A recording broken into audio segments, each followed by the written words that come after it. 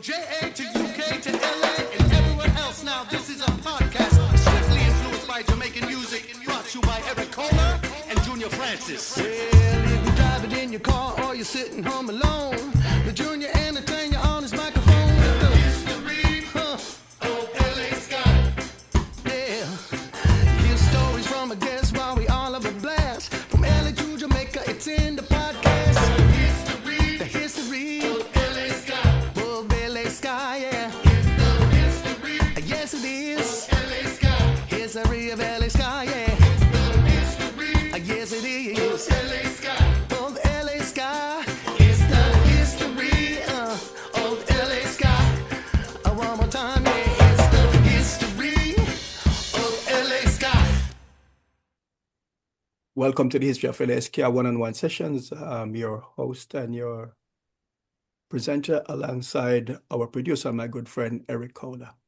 This series celebrates the ska, rocksteady, and vintage reggae scene in Southern California and beyond through insightful conversations with some legends, top shelf legends, and of course, modern day talents, including those working behind the scenes. So we really and truly want to thank all the people who have been working behind the scene to help us promote this. And it's very important. So whether you listen to this podcast series or watch us on YouTube, we thank you for your support. Thank you, thank you, thank you. Please remember to subscribe, comment, and share with friends and relatives.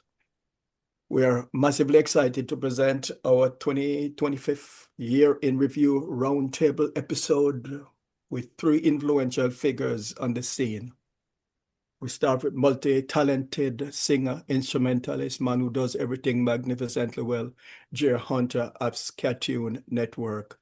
And We Are the Union. We Are the Union is not extremely active these days, but he's going to tell us why and so forth and so on. Equally as dynamic, veteran DJ and radio host, Mikey Rhude of that same old show and Rhude Awakening. He's based in Hawaii. From right here in Southern California, our own domestically grown, someone who I train, may get arrested for saying this. Our longtime friend and artist, manager, promoter, she wears so many hats, and event curator, Nancy Arteaga, who runs Nance Arte Productions. And she's on the move. She's on the move. She's going to turn on her camera shortly. Welcome, everyone. Nancy. Oh, she heard me. She did. Nancy. I'm telling lies, yes. But I train her.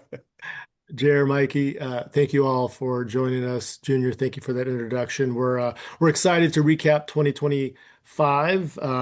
In some ways, a great year, and in other ways, challenging year. But before we do recap, and again, we definitely do want to thank you all for taking the time. We want to find out a little bit more about each of you. So we like to start with this question. And Jer, we're going to start with you. What was your ska or reggae baptism? My ska or reggae baptism. So I was first introduced into ska music as a child. I was watching a movie called the Digimon movie, and Less Than Jake and the Mighty Mighty Boss Tones were on that soundtrack. Wow. And when I got internet access as a middle schooler, which was like 2006, 2007, I remembered liking those two songs in particular. And so I looked it up, found out it was a genre.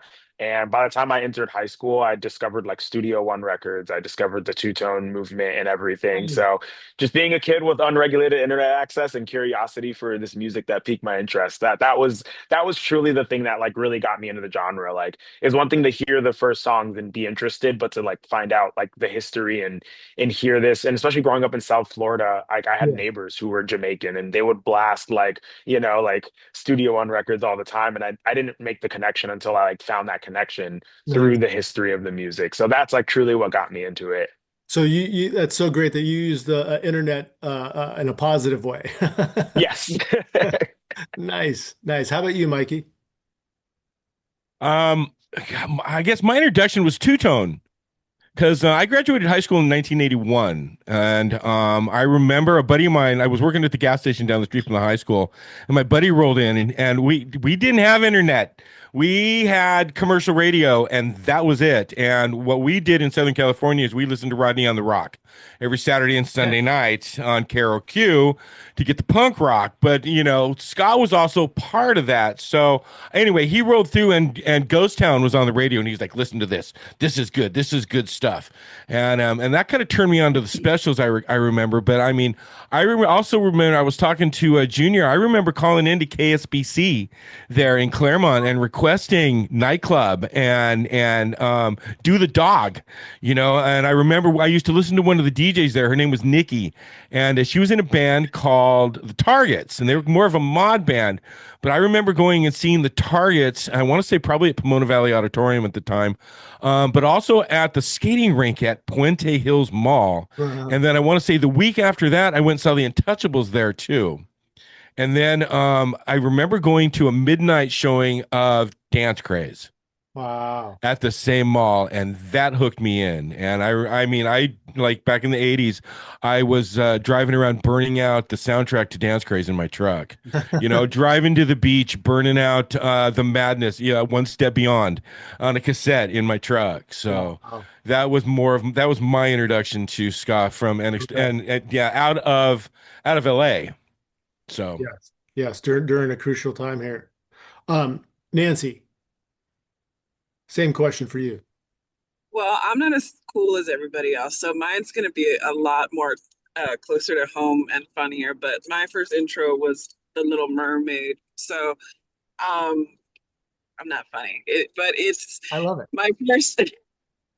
My first show was I went to high school with Adrian Villalobos and Alita, and at the time Adrian was drumming for the Aggrolites. Yes. And so it was it was a Friday night, and they're like, "Let's go," us Downey kids. So opening was them and C Spot, and that was my first show seeing the Skatalites. But I was not into any of that at all. And then slowly, with promoting and managing, everybody started becoming connected. And I managed Ethio Cali. And then one day, Todd Simon was like, "I used to be at Ocean's 11." I'm like, "No way." And then, working with the Lions, Oliver Charles was just like, "Yeah, I drum for it." So it's all a really funny intersection connection. So, yeah, that's true. That's a great. I think I remember that Skatalites C-Spot Israelite show too. So yeah, and then now I work with Boogaloo, so it's just all really very funny. Yeah, I love that. Nice. So Nancy, what was the first band you managed and first event that you also produced, and why? Did it happen by accident or by design? Well, I have known okay. So I'm glad this show is 60 to 90 minutes, but I'm going to try to keep it short. But the first band, truthfully, is Quinto Soul. So I've known them since I was 14. I've known them through activism and, friendship, and then it just all became a beautiful, relationship. So my first show was with Quinto Soul. And that was at a club that I used to do with Slowpoke at which is now the Virgil, called Sonido Sundays. Yes. And after that, I was just like, I want to book, more LA based reggae, etc., ska. So then the second band that I managed and worked with was Arise Roots, and then everything else falls in. So management came before you produced and promoted events? Yeah. Okay. Nice. Yeah. Then it just kind of fell in. You just do everything. So right. So Nancy, we know how much you value relationships. We value our friendship and relationship with you. Talk about the relationship that you built with the city of Los Angeles, and you've been crucial in helping with some very special proclamations over the years. Can you talk about that? Yeah. Well, I also noticed that that our crowds keep growing. So I wanted to carve out spaces where we can bring a whole family, where I can bring my mom, where I could bring my nephew, where you can bring your kids. And, you know, sometimes we're not, nobody, not everyone drinks, not every, so I wanted to put my artists in spaces to where they can be community based, all ages, etc. So I just started exploring with my local nonprofits, which I was already slightly involved in with consulting. So I just started looking for different nonprofits that supported the arts. I currently work with the LA County Arts Commission, with world music. So, I was tapping into different grants on how to pay. I have my smallest band is a 6-piece. So my bands, need to be supported. So I wanted to see how I can, be into these spaces. And with that being said, I developed a 14-year relationship with the Levitt. And I've also worked with the Mexican Consulate to bring in international artists. Like we've brought in Alika. We're currently working on some other ones that I can't talk about right now, but with support from grants and nonprofits, I will be on my third showcase with grant performances this year. And those are all funded through different grants, like I said. So yeah, because my bands were larger and because they needed support, as well as, we can't depend on a door deal, we don't, No, sure. everybody's gonna walk home with $5. So Yeah, no, you've gotten really creative, and talk about how like the specials day and some of those proclamations have come about. yeah, oh, see, everything is just very intertwined, right? So a friend of mine, Nicole Presley, she actually has a cooking channel that we featured on vocalbutcher.com. So she was a friend of her, and she's like, "Hey, my friend Monica Rodriguez is having trouble getting hold of the English beat." And so Councilwoman Monica Rodriguez is a very big ska fan. So she, in her time currently, she has honored the English beat, the specials, Madness. So I've been able to help connect those dots. The other ones are on her own. She's a rock star. So, but it's been awesome to see her amplify our scene, Very Uh, special. she's value based as well. As Nice. Yeah. Yeah. So presently, who are some of the artists and venues you're currently working with? You're at liberty to mention them, Nancy? Yeah. Um, Junior always scares me when he talks to me, so I don't know. I was like, "What are you gonna say?" So, but yeah, I'm at liberty to say I currently work at the Regent, so I've been there for about a year and a half, but I've worked independently with them, Spaceland, for about another 15 years. We love the number 15. Uh, but so we've been trying to put more ska stuff in there. Elzel has been doing some great ska stuff there prior to myself, and then Eva Core Ska threw an awesome show there. We have the Slackers coming up too as well in the spring. Looking forward to that. I enjoyed Slack Fest this year. They did with Ozomali, so that was a great pairing for LA. So yeah, so And you manage, and who are the bands that you manage or right now, advise? Yeah. currently, I'm like, I'm not trying to forget anybody. Blanco y Negro, who's been doing awesome. The Expanders, we have some updates there that I can't talk about. Nice.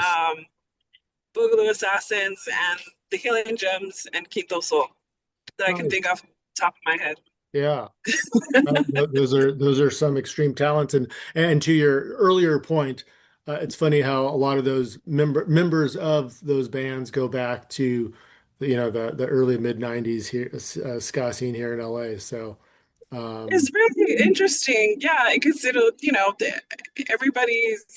we all like to support each other as session musicians. So, if it works well, why not start another band together?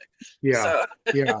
Well, your work definitely does not go unnoticed, and I know that you're not one to always toot your horn, but you definitely play a crucial role on the scene, and we definitely thank you for everything that you do, and looking thing. forward to. Yeah, we're gonna Are you still recap. with the? Is she still with Levitt Pavilion?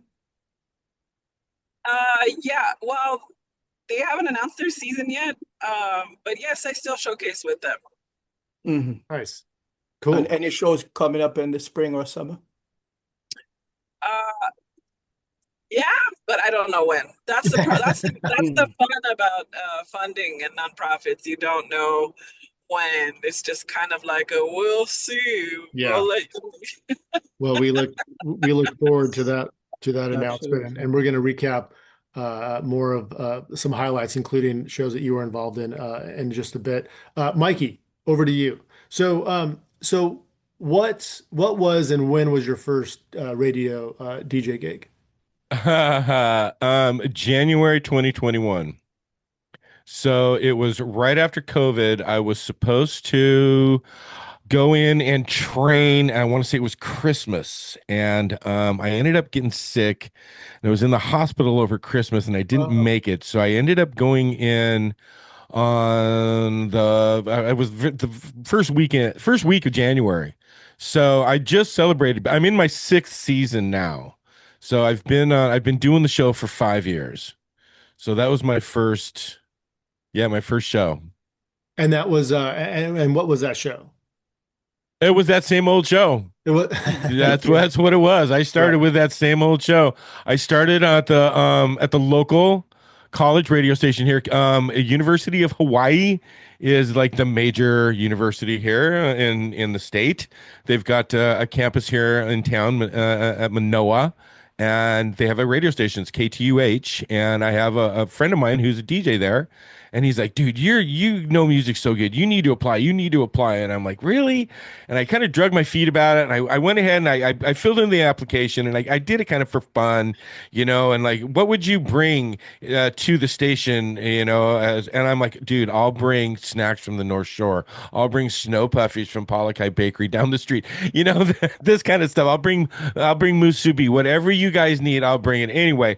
And they called me and they went ahead and said, yeah, we'll give you a slot, no problem. And I was told that you had to have new DJs had to have the 3 a.m. slot. So if you screwed up, you were outside of safe harbor hours, kind of a thing, and nobody's really listening at 3 a.m. And I'm like, I'm cool with that. I can do 3 a.m. Let me do it on Saturday morning because I still work during the week. And I'm like, I can get up and I can get you on Saturday morning. And so yeah, I just started doing it. I'm like, okay, so what kind of show am I going to do? And I was really more into listening to a lot more punk rock. And not so much ska. Although I had started listening to more ska because of being so upbeat. And in my job, I listen to music all day long, and I'd like to keep motivated. And ska is really good about that. Punk rock can be kind of kind of a downer sometimes, yelling and screaming about all the problems that's going on, and ska, they kind of do that, but they do it with an upbeat. So I started listening to more ska just to kind of keep my mood going. And so I thought, you know what, maybe I'll do a ska show. Maybe I won't have so much trouble with, profanity in songs. Little did I know. It doesn't matter either way. But yeah, so that's one of the reasons I got into it, and I got into doing the show. I'm like, well, let me just do it. And I hadn't really been listening to ska for a very long time, like consistently. So like I would, during the early 2000s, and I mean, I had heard what, the local radio station was playing in the 90s on K-Rock, that kind of a thing, with Boss Stones and Sublime and No Doubt and, whatever they were playing there in the 90s, but not really listening to what was going on. And so then I started getting back into the scene and went, like, wow. And now, here I am, 5 years later, I can't believe how much new music comes out every single week. There is so much new ska. I mean, Jer puts out music almost every single week. And, I try to play it, You know, that's Right. what I'm hoping to like draw people that want to hear the new music. My first hour is almost always all brand new ska. And if it's not just what was released last week, it's what was released 2 weeks ago. Wow. That kind of a Yeah. thing. Talking about contemporary. Yeah, Yeah, which is a good segue, Junior, to your question. Yeah. So, how your two shows differ? one is strictly ska. That Strictly. same old show is strictly ska. I try to stick it right to ska. Here, living in Hawaii, you get a lot of different, what do you call it? California reggae. We call it Hawaiian. It's that newer reggae, a kind of upbeat stuff, but it's definitely different than rocksteady and ska. And there is a ska following here on the island. It's not really big. I mean, Tantra Monsters were around for a while. Red Session came back here. They were a local band. They did Go Jimmy a show. Go. Yeah, they did a show this week. Go Jimmy Go. Yeah, they re-released the Holiday Hell Yeah album. I had them at the radio station. They came in. I had Bison and Eric come in. So there is, but I wanted to make sure that I was playing ska. Not Hawaiian, not Cali reggae, not the new reggae stuff. And I tried to stick it with that. Rhude Awakening is everything else. I've got that punk rock influence that, I grew up with. I grew up in the LA punk scene, with Black Flag and Circle Jerks and the Germs. And ska was always a part of that. Two-tone ska was always a part of that, So, there's still that I like. I used to listen to a lot of alternative music, 90s alternative, 80s alternative, 80s underground, rockabilly, so Rhude Awakening is it's in a mix of all that stuff. Yeah. I can go from one side to another. And I usually don't play a lot of ska unless it's more ska core. Something like that. So, some of the ska core gets a little too hard for me. I'm getting a little older. But there's some stuff that's really good that it's like, this doesn't quite fit in with the ska show. So that's another outlet. I only do that once a month. I just a 2-hour show, and it just kind of gives me the opportunity to get on the air and to practice my DJ skills, and talking over music and not talking over lyrics and that kind of a thing. Sure. So where can fans? Oh, go ahead, Junior. Yeah. So, traditional ska like Skatalites, Wailers, Justin Hines, they don't make your playlist? Not normally. They don't. I really don't play a whole lot of the first wave, and I love the first wave. Aggrolites just put out an EP last week, and they had Doreen Schaefer doing "You're Wondering Now," and I played that on the show. But it was like I say, it was brand new. No, not normally. Not that I won't play it. It's just not something that in the third hour of the show, because I do a 3-hour show. The first hour is mostly new music. The second hour, I do a half hour of covers. I have Mohawk Mike. He calls in with an international pick. I do the surf report because it's what I used to have to do at the radio station, so I just kind of stuck with that.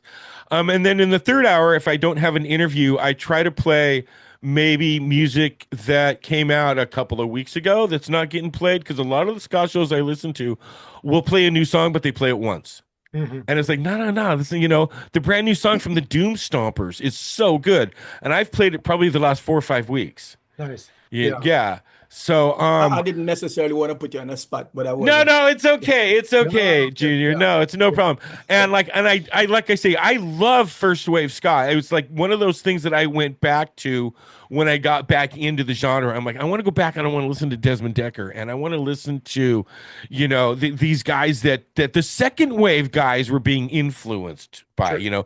that the two-tone guys were being influenced by. Yeah. Mikey, one more question for you. So talk about what the scene is like, the ska scene specifically is like in Hawaii. It's small, and I'm doing everything I can to get it bigger. Thank God we've got a promoter here that likes to bring in ska and punk, and we've had a lot of good shows come through this last year. I mean, we saw Dance Hall Crashers in October come through, which was amazing. The Slackers came through, I think in March or April. And I can get into the more of this later. You have some friends this weekend that are there. I do, yes. The Aggrolites are here this weekend. Yeah, they're doing tonight and they're doing tomorrow night, and I'm going to both shows. So I'm really looking forward to that. Give them high fives. And kind of crowd in terms of numbers. What's that? Those shows draw what? Show us some numbers. Um, it's hard to say. Ballpark. They're gonna be, oh, I don't know, 100 people, 150 people maybe at Anna O'Brien's tonight.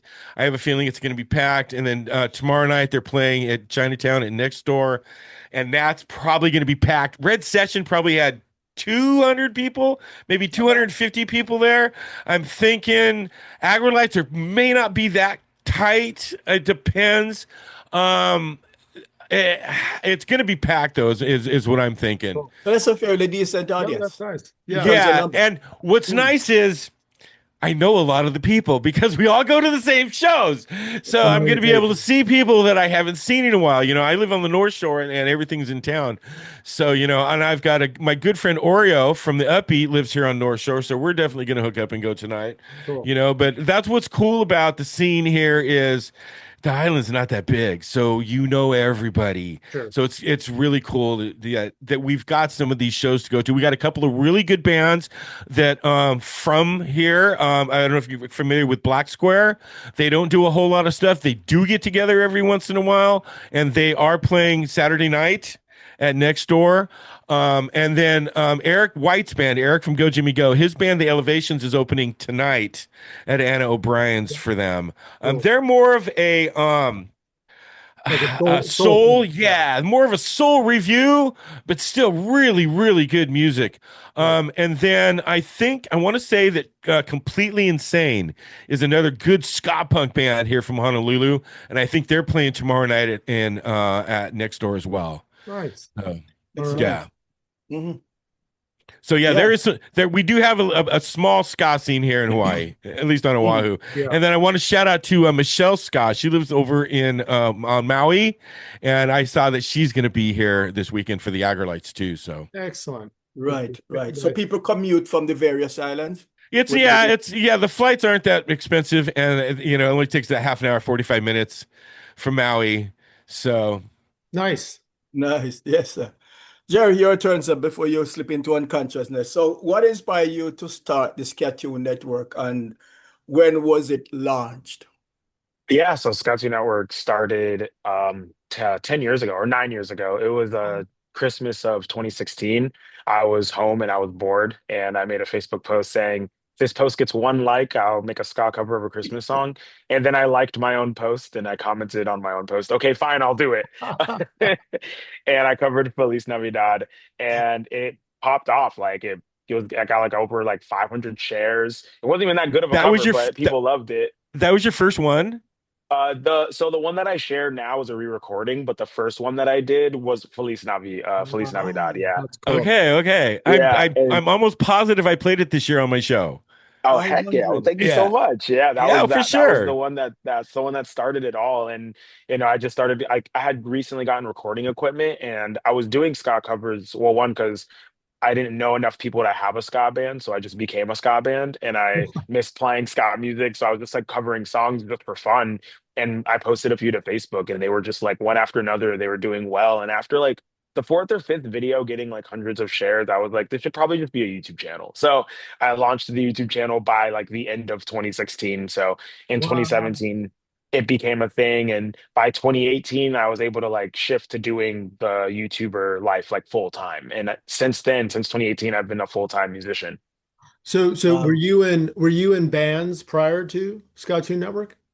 Yeah, so I had a ska band in high school called Funk Man's Inferno, and we all just were in jazz band together in high school, and we played a couple shows mostly around South Florida. That's where I grew up, and that was kind of like the other half of it. Like earlier, I mentioned getting into ska from finding it in the internet and learning about the history, but that also coincided with me going to live shows for the first time, and not just live. Like my first live show was seeing Less Than Jake perform, Huh. but I also got introduced into local bands as well at the same time. So I started going to check out local bands, and those were the bands that were, you know, playing the small rooms, and I was able to talk with them in person, you know, because you can't do that with like a big concert with a band like Less Than Sure. Jake. But Sure. when you're playing a small intimate show, I could talk to other bands and ask them questions about like how do you start a band, like what got you into it, and like they put me on to like Asian Man Records and all of these like kind of like not as surface level um parts of the ska scene, and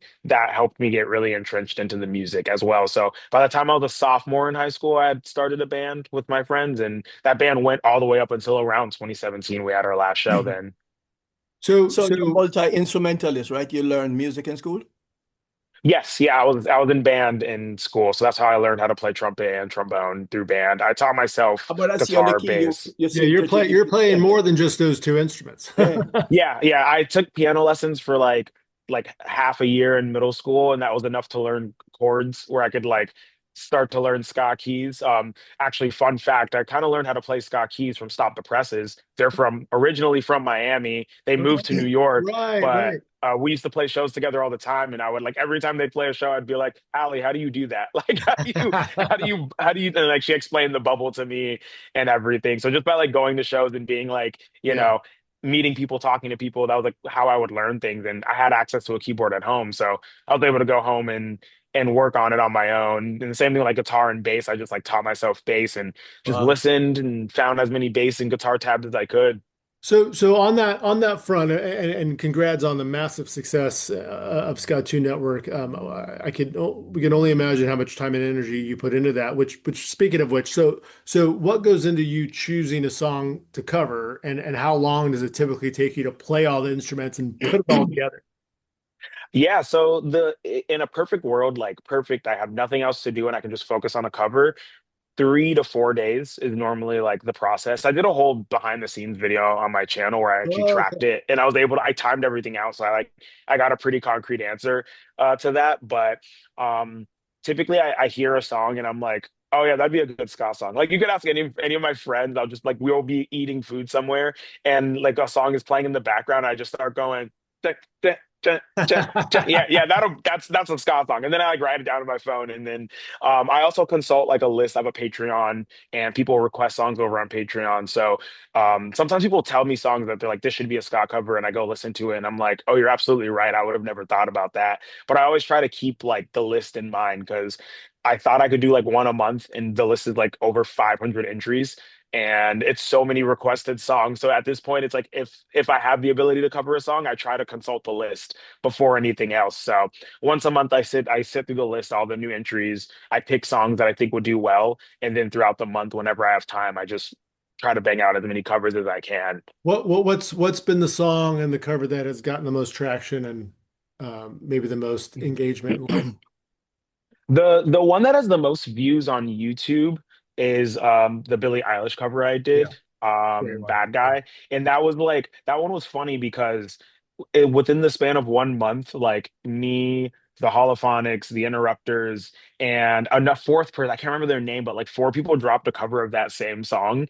But like we all definitely did not record it that week. Like we all probably recorded it like a month And before. you and nobody, Not you all didn't know the others were doing it, Nope. right? Right. Yeah, so like we all dropped this cover at the same time, and I think that kind of worked in everyone's favor. Where like it like mine was doing well and like the holophonics one was doing well. I feel like the YouTube algorithm was probably just suggesting each other's Mm. videos like to Right. each other, because like some people were commenting like I just saw like the interrupters version and now I'm seeing the holophonics version being recommended like after mine. So I'm sure like that is like attributed to the success of that cover. Yeah. Some covers have done really well on Instagram. Like I recently covered the Ramones, I Want to Be Sedated.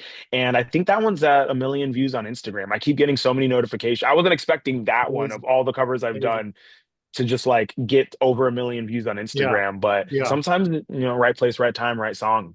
Of course. And you compensated monetarily from Instagram? Instagram, no, not at all. Instagram's been finicky where they've given me the option to monetize my videos, and so I click monetize, and then my videos like either don't like they don't reach like the performance isn't well, or whenever a video does go viral, they give me the same notifications as if like I never clicked monetize. So I'm like, there's something fishy there with Instagram, and I've never gotten it to Yeah. work. But stick with, yeah, Yeah. but YouTube, thankfully, Yes, sir. So def- Yeah, you how did the opportunity to play with the Where Are the Union come about? And are you entirely focused on that project or other projects? Yeah, so We're the Union. I joined that band 10 years ago. They played a festival in Gainesville called Fest, and I lived in South Florida still at the time. but I had already gone to Fest before and they needed a trombone player. And one of our mutual friends online just like told We're the Unit, they're like, let Jer play trombone with you. And then they were like, yeah, sure, we don't have a trombone player. Like it's kind of how that happened. So they hit me up. I like recorded some songs of me playing and they liked it. And so I played Fest with them that year. And then we just kept playing shows. The band was like supposed to break up, but then some offers came through and then they just started writing more music. So like life was brought back into the band. But after like all the touring we did in 2023, the band just really hasn't been active doing much. So, and I've been focusing on like my original music as well. And we all live in different states at this point, you know, like I think there's not like two members that live in one state at this point with the band. So as bands get spread apart, it's harder to just like keep keep the thing going. And I can it seems like imagine. everyone needed a break and everything like that. Everyone's in different spots of their Sure. life where some people can tour more, some people can't tour as much. And, you know, it's already hard enough to keep a band going when we all live in one place, let alone That's spread out. that is true. So Yeah. you're focused on your solo career now. Yeah. Touch on that. Yeah, so back in 2020, I started writing songs on my own because I was home for a long time for no particular reason. And as I started to write, as I started to write these songs, um, and put them out, it started to like kind of do the same thing that I had been doing with Skatune Network. We did a few live shows where I just bring my friends in that I've met throughout playing music, and we make music together. That's kind of what it's all about, right? And so being able to write my own songs was something that I never thought I wanted to do, but as I started doing it and finding a way to like make my message heard through my music, it felt really inspiring and it felt really rewarding and like cathartic. So I just started focusing on that. I dropped my first record, Bothered Unbothered, in 2022. It was supposed to come out in 2021, but because of the vinyl delays back then, like we had to push the record back 6 months. So it came out 2022, and we did some touring here and there, but at that point I was playing with so many bands, I couldn't find like the time to really tour with my original music. And so going into like 2024 and then into last year, I started really focusing in on the Jer band, touring fully with my own band. We went into the studio to record our second record, Death of the Heart, back in March, and that came out in August. And that was despite me playing in a bunch of bands and recording probably over 700, 800 songs. That was my first time recording with the full band all together before. I had never gone into a studio and everyone's playing the song together. I was inspired by the specials Nice. to do that because there's something special about no pun intended, something special about that specials LP and all of the music they did. And I realized that none of it was recorded to a click track, which is something that's so normalized now. But I'm like, I think they just went into the studio and hit record and played the song, like great bands do, and like there wasn't like now we have technology that allows us to punch in and fix mistakes and make sure it's perfectly in tempo to a click, but like it's those imperfections in the specials EP or LP that make it like such a special thing. It's like it's the humanity in it, and I wanted to capture that. So with the Cool. second record, I went in, we recorded to tape, so we everything was mostly recorded without turning a computer on. We got about 80% into the record when we turned on the computer for the first time and we imported the tracks from tape, and we just added some additional like layering of keys and percussion and stuff. But most of what you hear on Death of the Heart was recorded directly to tape. Wonderful. That's amazing. Yeah. Yeah. Old Congrats school on that. style. Right, right, hmm right. And we're gonna the end of the episode we'll talk about 2026 and looking ahead. So let's now move into some highlights from 2025. And Mikey, maybe we start with you. So on the live show festival side of things, anything personally stood out to you that you want to touch on? Rude Girl Riot Yes, in yes. San Pedro. Shout out to Daryl and Stiffed Up. Yes, that was amazing. That was an amazing good time. I had so much fun. And on top of that, my kids are in Southern California, so I got to see my Oh, kids while nice. I was there. Right. So yeah, that was just a blast. Like I was saying earlier, we had a lot of good shows roll through here. Red Session. Yeah. We got back together. They were a local band, and I want to say they moved to California. Right. And then they got back together and did a show here. It was amazing. It was just packed. Then I think we had Slackers came in March. And Eric from Go Jimmy Go played saxophone with him on a couple of songs, and then had a little barbecue over at his house, and we all got to go hang out and drink and eat and chit chat with the slackers. It was very cool. I had a great time there. What else came up? Oh, I was privileged and honored to have Dino from Foolish Relics and his family come and hang out with us this summer. They came in July Nice. and hung out with us. So I wanted to shout out to Dino from Foolish Relics. What else? Touch on the that little festival back east. So I didn't go to Supernova Oh, you this did not year. this year. All right. I Got did it. not this year. I wanted to spend the time, take my vacation time, but actually to go see my dad. He's getting up there in age. He lives in Utah. My sister's Understood. there. Yeah, so I took the time off this year, this last year, I guess. Did not go to Supernova. Okay. But I am it's in the plans for this year, for Nice. 2026. Nice. So yeah, I was a little bummed watching it on the live stream and going, I had FOMO. seeing all my friends there, and like I'm like, Sunday, where's Mike? Where's Mike? Where's his mohawk? Why is he not up front for these things, right? I find out he's slinging beer in the beer tent the whole day. And I'm like, Mike, brother. So That's fun. yeah, I'm looking forward to that it was so cool to be able to go to the Rude Girl Riot. I got there on I think I flew out. We got there Thursday. I can't remember. As soon as we got there, Daryl picked me up and we went to Fullerton, and I got to see Half Past Two Yes. was doing a cake cover set Nice. Oh yeah. there, Right. and I've heard about Adam that. from Omnigon was there, and I got to Yeah. hang out with Adam for a few, and then Cool. the Rude Girl. I guess that was Friday night, and then Saturday was the Rude Girl Riot, Yeah. and then I was there on Sunday, and I was hanging out with my kids, and then I hooked up with Aaron from the Stepdaughters, and we went over to Alex's bar there in Long Beach, Cool. and I can't remember who was there, but there was a couple of bands there, and oh gosh, what's his name from the Slackers was there because he lives in Long Beach. Um, Hmm. Glenn. Oh, okay. Glenn from the Slackers lives in Long Beach. Yeah, so Wow. he was hanging out at Alex's bar. So that was like really amazing. So, I had a really good year last year. I like to say October we had Dance Hall Crashers here, which was just an amazing Yeah. show. And then tonight and tomorrow night I got the Aggrolites. Nice. So Nancy, what 2025 highlights by way of live shows or festivals? I know that you had a massive one and a super well created one, curated one downtown LA at Grand Performances with the Latin Go Ska. Yes, I guess I should talk about myself, right? I was going to mention another show, but Talk about yourself. um, I feel like ska can be very tricky, especially here in LA because, you know, as bands grow, there's just a need for bands to continue growing. Yeah. So we don't have that many ska bands in LA. And I wish, you know, the kids are keeping up in the Latin ska scene. Holy moly. I was tripped out because they are so much more active than us. Yeah. And I'm just like, where are the traditional ska? Where are you? I'm gonna get you some drums.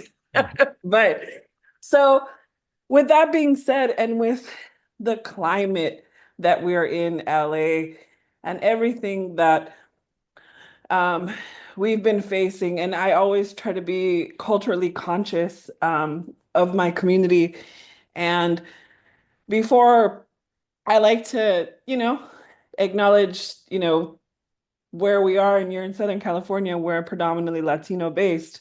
So I wanted to highlight the Latinos in the community. I've been working with Western Standard Time since they started, and I was like, when you keep eating the same kind of food, you just want something a little different, So I thought, hey, let's just let's bring in the ska core. Let's bring in the ska soldies. Mhm. Let's bring in the old ska. Mhm. Let's bring in some new stuff and let's just mix it all together and get together. Because I think that's one thing that misses from us Yes. too, is Agreed. that it's hard for us to intersect. Um, So I thought, let's do this. What people don't know is that this was actually supposed to be a lot bigger. So I was in talks with Joel Trudeau and stuff like that, but I stuck with local and there was a big, Viernes Trece has not been playing for quite some time, as well as C Spot. So I grabbed those two lead singers. Mhm. Um, Jackie Mendes is always lovely, as well as Mandy, and Colin, and the our regulars that we get spoiled with here in LA. Um, so I just felt, that was a great mix. And shout out to Aton, who was totally open to it, who's always been open to my crazy ideas. So he's like, well, we have to make a chart for that. I'm like, okay, okay, can you do it? He's like, yeah. I'm like, okay. Like C Spot they had to rewrite the whole charts for that as well as for Viernes Trece. There's a lot of that show took about a year to program. So it's not like, I would love to just go to a show and just go to a show, but we can't do that anymore. I know. Yeah. Um, so, and then there again, speaking of bands, a not necessarily a saturation, but the, the I'm not gonna say lack. It's just that there's probably some ska shy bands that we don't know about here in LA. Right. So we're limited. So I was like, hey, Mobtown, let's get Mobtown. I haven't, seen them play too much. And, I've been working with the Legions and as well here and there. I'm gonna Right. pop up on the screen and scare everybody, okay? So but here we go. But yeah, it was a great I wore my Scott t-shirt for everyone. I got this. Nice. Um but uh but yeah, so it was a great intersection of involving the veterans, the traditional, the Latin. So I wanted to be cognizant of to grab every audience to bring everybody together. And I think we had about 3,000 It's and amazing. people there. Yeah. Yeah. That's Mhm. And amazing. that's we're talking about Latin Goes Piano, right? Correct. Yeah. Yes. So Mhm. we're Yes. we're we're looking forward to the 2026 version of that one, Nancy. Right. Oh, Let's go Greek go ska. what other highlights from a live show standpoint for you? I want to talk about I mean, the dance hall crasher, Yeah, Hellcat show, everybody seems to be was amazing. the buzz out Yeah. of all of that. And I thought that was just such a great surprise and Mhm. for all of us. And it was great to see Hellcat again. But I also really enjoyed, seeing the Slackers with Ozomatli. I just think Mhm. that That was a like great way to end the year. Yes. yeah, we're all it's just a great intersection of keeping the the dance vibe Yeah. on the floor, Knitting Factory days. So I just thought those were two great shows that I enjoyed going to myself, as well as the La Santa show. Um, I never get to go out anymore, but I was like, I need to go to this one. So shout out to both of you. And I Yeah. that was an amazing show as well. I got sick, but Yeah, and just to drill on that real quick, Lasanta Jr. Via Sky Mania hosted a show with Linville Golding backed by the Aggrolites, thank you. and then also started last year with Roy Ellis, Mr. Simmerat backed by the Aggrolites. So those were two amazing shows at Lasanta. Yes, no, agreed. I was gonna say I so wanted to go to Slackfest. The Elevations, Eric was there. And John Roy, Smoke and Mirror Sound Yeah, System was yeah, yeah, there. It was like, oh my God, all my friends are gonna be there. I so wanted to go. yeah. Yeah. Jer, what are some of your live show highlights? Yeah, one of my probably my biggest live show highlight was we got to play Tokyo. We went over to Japan. We had three shows over there, and it kind of worked out. I didn't expect my first international show to be in Japan. Most bands are like, let's like maybe do the UK or something. But I was already going to be over there with Kill Lincoln. I was playing trombone for them because Ume is playing with Hayes Smith. And when the opportunity got presented, um, I was like, could the Jer band possibly play some of these shows? Because we're dropping a record right at the end of summer. So doing some shows around it in the fall would be really cool. And I ended up normally I have a trombone player who's playing in my band, and I just do vocals, but I play trombone and vocals. And some people in the band were down to cover their own flights. So we were able to make it work. They were able to cover all of our logistics being over there. It was just the travel over. So I was like, this is a really good like deal that's covering most of the expenses. And that's like one of those like, lightning in a bottle moments where it's like we can go to Japan and play shows. And out of every show that I've played, Tokyo was the one where the most people were like singing lyrics back at me, which is always a great feeling no matter where you're at. But I'm like, y'all don't even speak this language, but you know these songs that I dropped like a month and a half ago. That's wild to me, and the energy was great. So I think that was like probably my biggest highlight. That paired with we played Fest in Gainesville, and that was like the Death of the Heart release set, and it was a very similar energy where it's like. It was like raining, and it was an outdoor show, but people were just still out in the rain, same thing, shouting the lyrics to the song that I barely been out for like 2 months. So just knowing that there was like love for that, and for people that already have that like type of attachment to those songs Yeah, it was like very cathartic. I bet. I bet. That's super cool. Yeah, I have to get over to Tokyo sometime. But yeah, so many bands and musicians that we talk to love playing there. Hmm. Yeah, Um, Japan's just they're very appreciative of music, and they yes. just love to like ska is such a music built around the live experience. That's something that not every genre can really say that, but for me, it's like the live experience is what shaped what you hear on the Yes. recordings, and that's how it's been since the beginning. And Japan is so bought into the live experience where it really elevates the music that you're experiencing, whether you're playing it or you're seeing Right. it, in Right. my opinion. Yeah. True. Perhaps so more than anywhere else, from what I've heard from the various musicians who have played in Japan, is just nowhere like Japan. Hmm. Yeah. Yeah. True. True. I'm going to rattle off a few other highlights that Junior and I came up with, and if any of you three want to add any um, thoughts to it. So Linville Golden and the Aggrolites also played the Muzak's Rock and Roll Carnival, which is an amazing fundraising event. Fred Armisen and members of the Go-Go's also played on that one. Nancy, I know we were hanging out there. Program Skate Shop here in Fullerton and Garden Amp, two big OC venues, and to helping Scott. Jerry, you just played there recently as well at Program, right? Yeah, we played Program, and that was also an incredible show as well. Probably one of my favorites of the year. That was a way to end the It, year. Yes. is that the Hmm. skateboard shop Yeah. there on Chapman Avenue? Yeah. Yep. Oh my God, blew my mind when I pulled up there. I Very saw the small. Cramps at Ichabod's that was like in the parking lot across the street from that place. I'm Nice. like, no way. I'm Yeah, like, this is amazing. Yeah, that was really cool. that's cool. We also had some out of towners come throughout last year. Memphis Scoffla's, Prize Fighters, Big D and the Kids Table, Kilograms, among some others. Grammy Museum Junior and I had the pleasure of putting together two events last year. We did the Scott Her Way panel discussion in November, and then we started last year with a very special tribute to Greg Lee.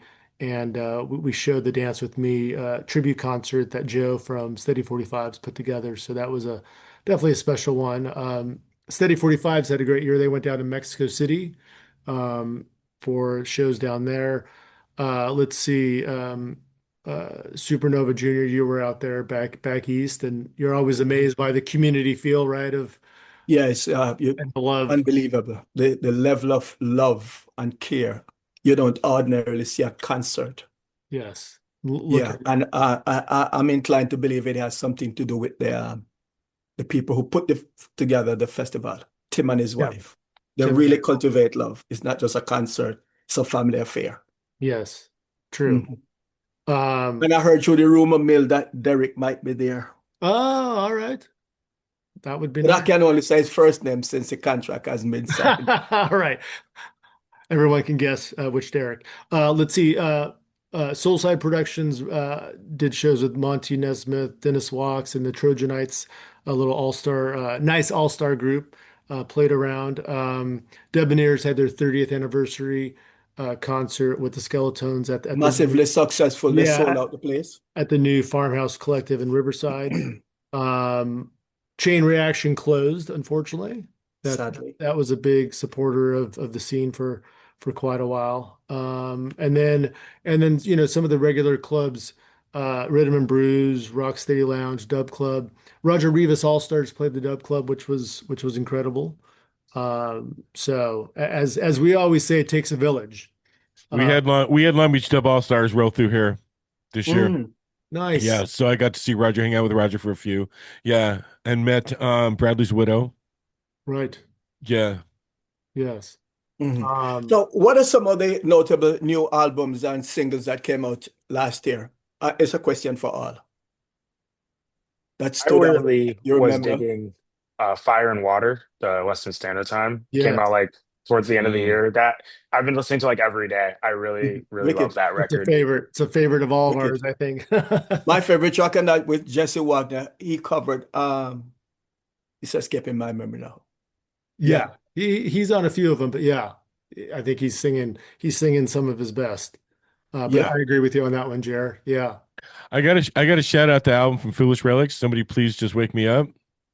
Yeah. They a lot of good tracks on that one, and same with the some ska bands Yes. uh album that came out this year, Right.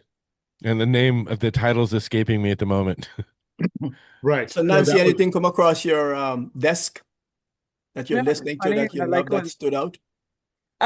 Eureka Sound. So I forgot to mention them, and I forgot to mention Andre Cruz. I work with both of them now. nice. Forget everything. Andre Cruz is one of the lead singers of the Steady 45s, and Eureka Sounds is South Bay based, and they've been opening for a lot of roots reggae artists, and they've been doing very well. There are also some members of the Delirians in there. They just had Eureka dropped an album, Rediscovered, and it's been on my playlist. Um, Holly Cook also dropped some new heat as Mhm. well. Right Um, on. and and yeah, so there's been a lot that I So, can't. Andre Cruz, is that what genre Oh, he also I want to say it's a little bit of soul, maybe a or little bit soul of on the soul side? maybe a little bit of soul, Yeah, maybe a no, little. a big talent for sure. Yeah, we just had him. He is the only artist to be on the third year for the PBS holiday special. So, yeah, so third year in a row, and he does more of like the slow jams. He did a really great cover of one of the Sacred Soul songs, "Can I Call You Rose?" And that went Nice tune. over really well. I need to have him do Billie Eilish though. So, but but yeah, he's been a big voice, and he's from the Bay Area, and he treks over here to play with the 45s Mhm. a lot. So I love that he's a part of their Oh, package. great guy. Great guy. So, Well, Jer, Jared, Death of the Heart. Talk about that, sir. And congrats. Oh yeah, so Death of the Heart. Yeah, I dropped that back Yes, indeed. in August. that's a And highlight. yeah, thank you so much. I Yeah, appreciate it. I Yeah. was waiting for him to say something about Death of the Heart as his Ah, favorite album. he's been bashful. But yeah, that record in particular, like I said earlier, we recorded the tape, and it had like a special like warmth and energy of like Yes. the whole live band playing together. And another thing about that record, my goal originally, I was like trying to hone in the record to like a specific sound. I was like, maybe I should keep it like a lot just more like in the ska punk realm. But I just kept demoing stuff. Like Couldn't Be Me was very inspired by, I was listening to a lot of dub when I wrote that song. So it was like a two-tone dub style on it. Um, and same thing when you start getting towards like the middle of the record where I start going into ska core, but I'm getting a lot more like reggae influence with the ska core. And it got to the point where I was just like, I'm just gonna write the music for how I feel best fit. And if the genre is jumping all over the place, then so be it. And I know for some it might be a little jarring to hear the style change, but so far it seems like people have just been enjoying the record. So I'm very grateful for everyone who has been enjoying it and loving it. Yeah, Congratulations, man. congrats. Wonderful, wonderful. One of my favorites as well last year was Fishbone Stockholm Syndrome. I mean, Mm. they always slay, and I feel like that album definitely speaks some truth to power as well. And then Stranger Cole, his album with Patsy, the Yeah. modern day That Patsy, yeah, modern day, right? right? Yes, from Original from the Patsy. Netherlands, Royal. I think Slack. one of the original Patsy, poor health has forced her from the stage, Mm. unfortunately. Yeah, But she's still alive. right. Just Yeah, want to fill that in for yeah. her fans worldwide. Right. No, that's good to know. Slackers had the EP, right? Money is King. I also love Westbound Trains, Sing the Bird Slackers had Song. a couple of things they put out. True. Yeah. Didn't they just drop Lost and Found Volume 2? I'm still playing tracks off of They it. did, you're right. Yeah. Yes, which is So solid. they put out several EP in one year. Yeah, they put out Yeah, the King EP, I know. right. Yeah, Right. and then they dropped that album Lost and Found. It was stuff that Vic had, I guess. Oh, Some live tracks and some demos and stuff that never got recorded. right, right. The Tuffers released Eclipse the Soul, Yeah, uh, excellent, excellent. Yep. Smoke We had and the pleasure of Mirrors, seeing part of the band last. Oh, Return yeah, of the Numbers. The Return of the Numbers, and then also Great September. album. That's a great one. Mhm. Yes. Kill Lincoln, Good Riddance, uh, New York Ska Jazz Ensemble, Ska Operations. I also love Death of Guitar Pop, Goodbye Again from over in the UK. Buford O'Sullivan, he had Attack, which was a great one. Uh, what else here? Look for here from LA. Willie McNeil put out Climate Emergency, which is cool. Matt Wixon, Americania, uh, Matt Wixon of Horn podcast. And then on the reggae side of things, I really loved Chronix's Exile album. Super, Is that the super. one that Roger Rivers worked on? Yes, yeah. Roger worked on that one. In what capacity? Did he produce it and mix it? I think he played on it. He might have written and produced a couple of the songs that I'm not quite sure. Mm. And then a few notable singles. Jay Bonner, who we interviewed on our last episode via Jandisc Records, released Spanish Town Special by Lone Ranger, which Yeah, it's a top shelf incredible, single. top shelf, top Top shelf. shelf. Also, I really love the Mad Geezers with Rankin Joe, updated version of Genius of Love.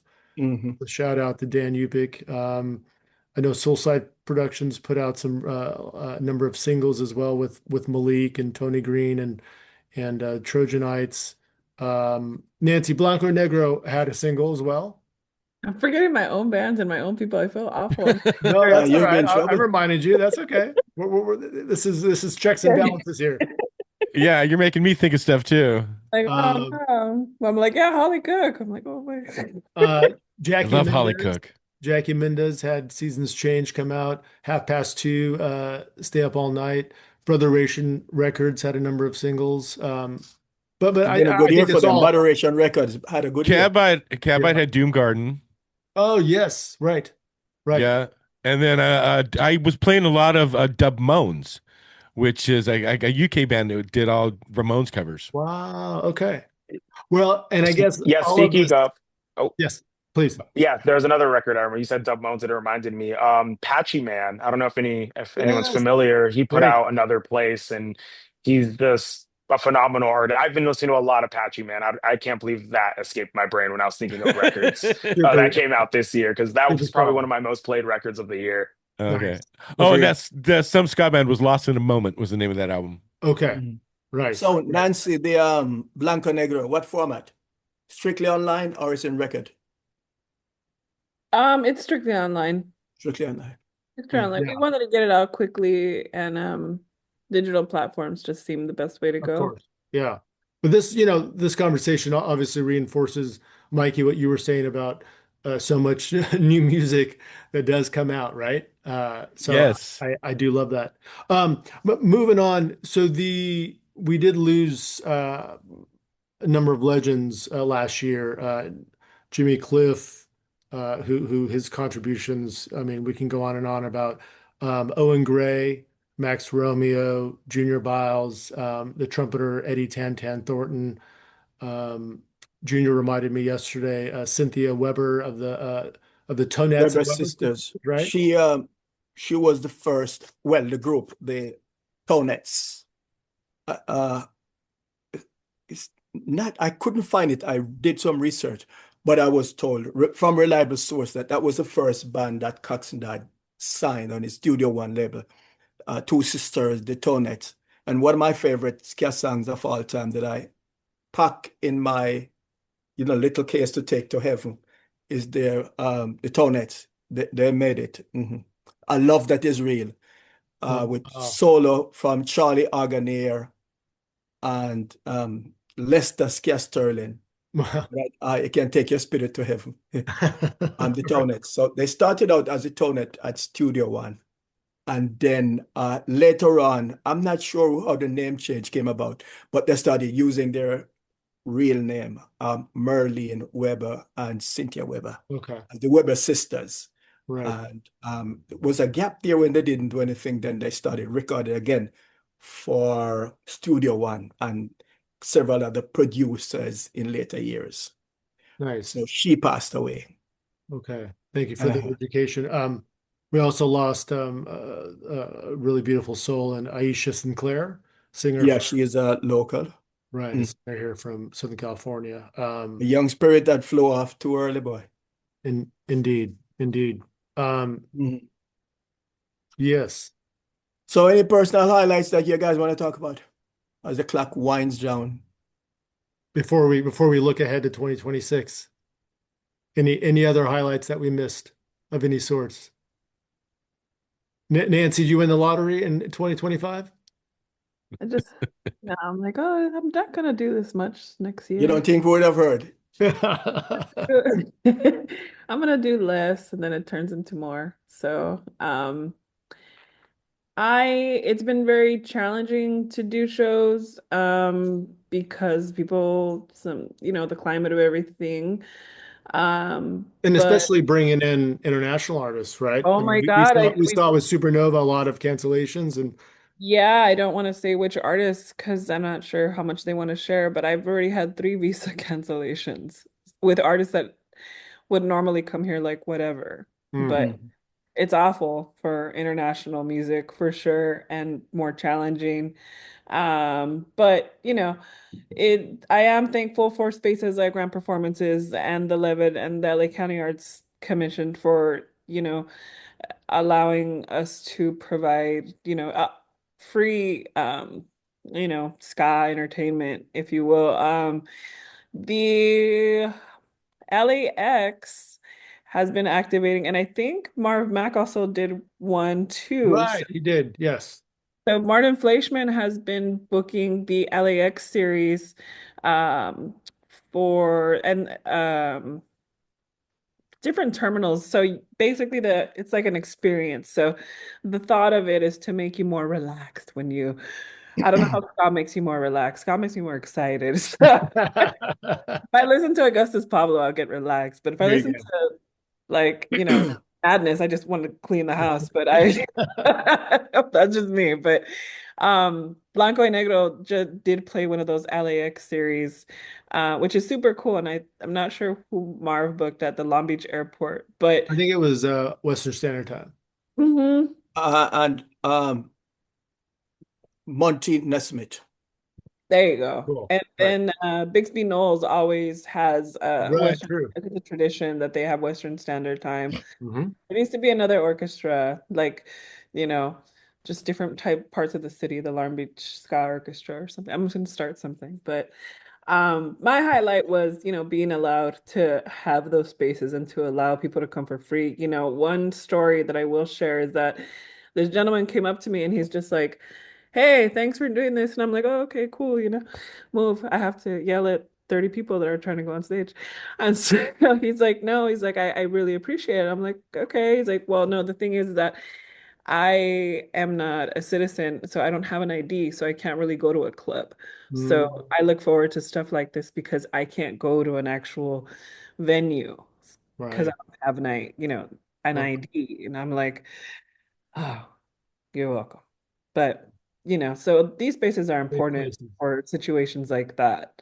In Nice. particular. So that I didn't mean to sad bear everybody. No, no, no. That's real. It's real. But this is totally unrelated, but in a sense related. So I was at an event and the international artists couldn't make it, so they replaced them with local band. And the lead singer was really rejoicing. And I thought that was so profoundly sad that people can get their V's, so it create employment for Yeah. local artists. What a short-sightedness.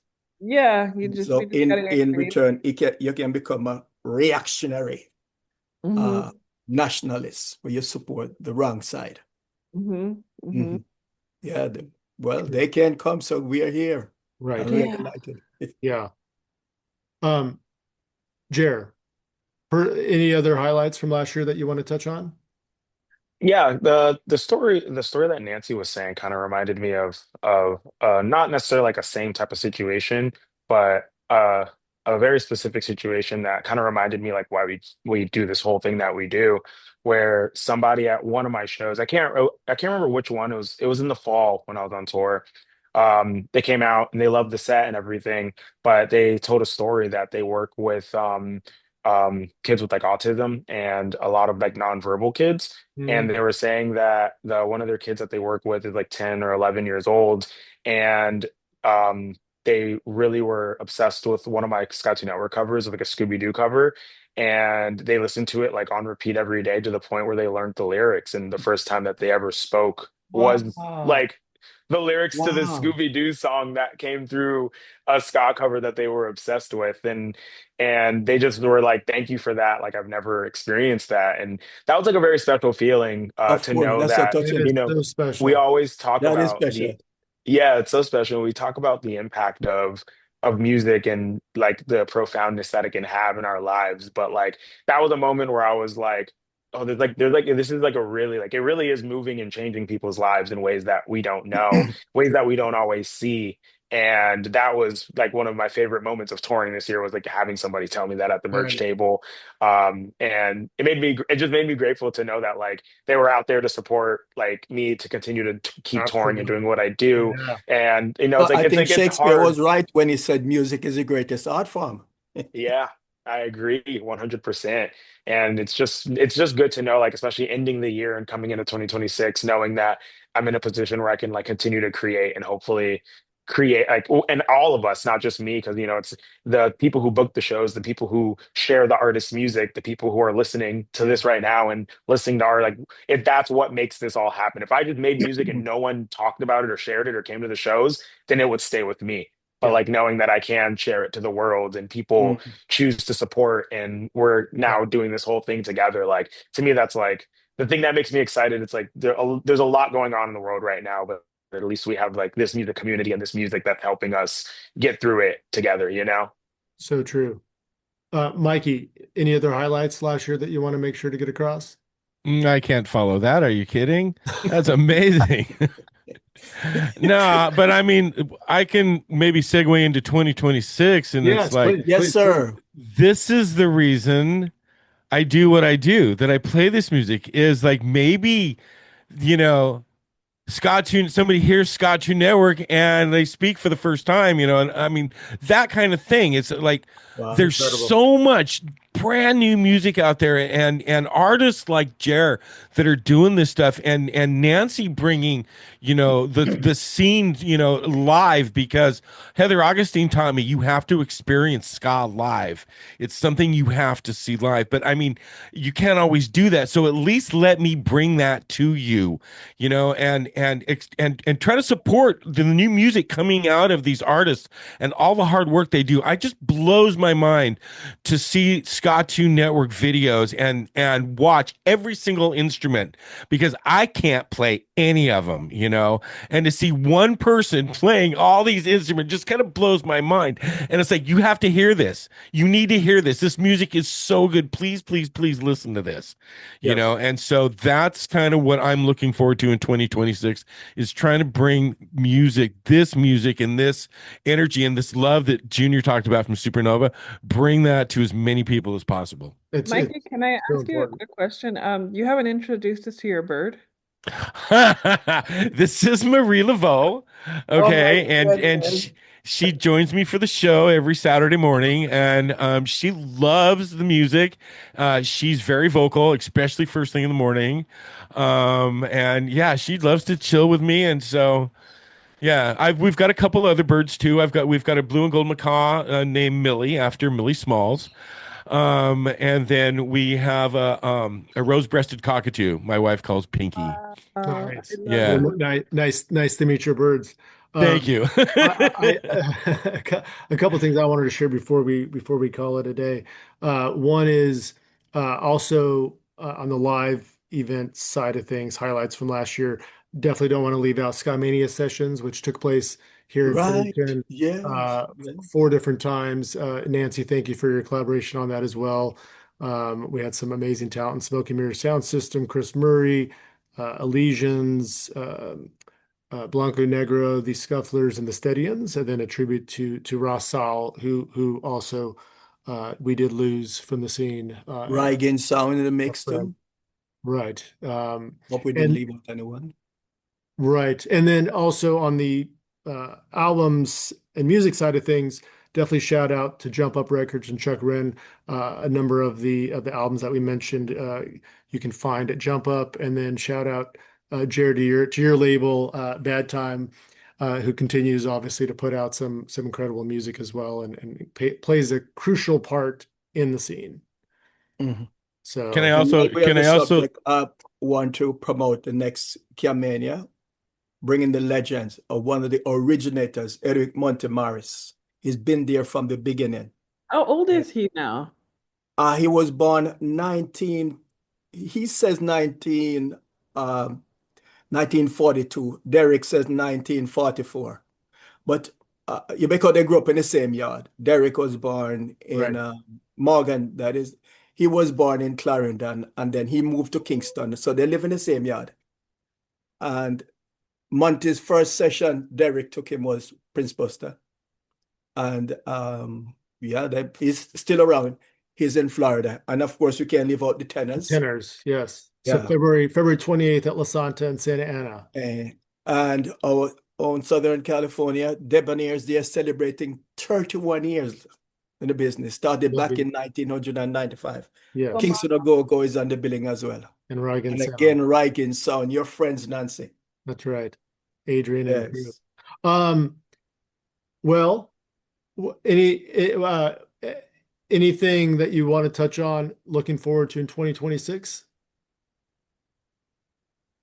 I have a tour that I'm doing with the Bat Time Records tour. We announced it this week, I saw that. and Congrats. yeah, it's going to be Jer with Kill Lincoln and Bad Operation, and it's mostly full U.S. Sorry, Texas, but No, other no. than that, it's mostly every other place. My goal is to at some point get back to Texas this year as Okay. well, but You we're have hitting bad up the experience in Texas? no, it wasn't even a bad experience. Oh, I had to drop off my shows in October, and we were going to book more shows, but like our drummer didn't like couldn't get off work long enough. So we were supposed to play Texas again this March, and then that just didn't, it fell through. So it just seems like Texas is just it's just like n not been working for me. But my goal is by the end of the year to get back there because we've actually always had great shows in Texas. So. Nice. Congrats on that. Nancy, what are you looking forward to in 26? Really, really want to tell you, but I can't. All right. We'll save that for a later date. We know that you're going to be plenty busy, and we'll come up with some amazing things. Thank you. But I'll text you. I'll text All both. right. I'll text all of you, but I just can't say it. All right. We understand. I thought many things. I mean, you're doing so many things. They're all secret? I'm doing so many things, but Yeah. I love different types of music that spring off from um ska. So because of Joy Truda, I got into Brazilian. Yes. Because of, Joy Truda, I also got into I didn't know that Serge Gainsbourg had a reggae album. So you learn a lot from Sure. everyone. So because of all of that, I'm very spoiled with different types of music. So funk, reggae, it's all world. I don't like anything boring. But yeah, I do have some great stuff coming in the from a local LA band that we've all been wondering about. So We look more on forward to that. hearing more about them. I get to talk about it in 2 months, and I've known for 7, and it's been awful. So Wonderful. I know who you're talking about, so we'll leave it at that. yeah. Well, Mikey, anything else before we?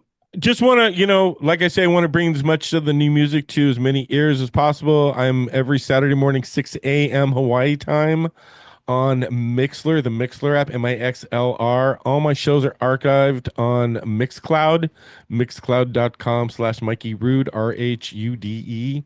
Love it if you come listen live, man. There's quite a few people that come and hang out. Shout out to John Roy from Escape Hatch Records. Yes. Another big, they had a lot of good stuff come out this year. yes, quite a Yeah, bit. this last year. Been Yes. very active. Yeah, I do an Escape Hatch Records segment at the top of the third hour and play a song from Escape Hatch Records. So, Love it. yeah, he's part of the show as well. So, that's all I'm looking forward to in 2026. I'm also looking forward to hearing new music from Jer and seeing what Nancy's got going on coming out of LA. So I'm excited for all that. And like I say, I'm trying to get it into as many ears as possible. Well, we Friends, greatly the unfairness and the meanness of time. I think we have to wrap it up. Right? yes, and I just want to say thank you to all three of you, Jer, Mikey, and Nancy.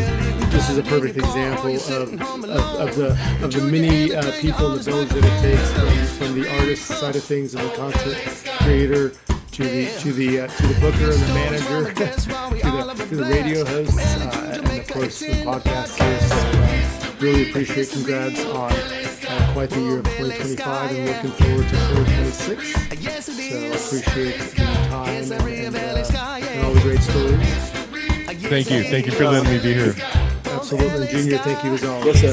Thanks to everyone for the ongoing support. And please subscribe to this podcast series and our YouTube channel. Follow us at History of LA Ska on Instagram and join our Facebook group. This series produced by the Rock Radio, my good friend here, Eric Kohler.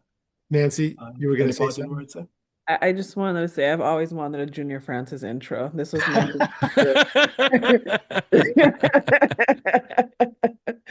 so my mentors, both of my mentors are on here, and Eric Kohler has always been a big help. And I know, very sweet.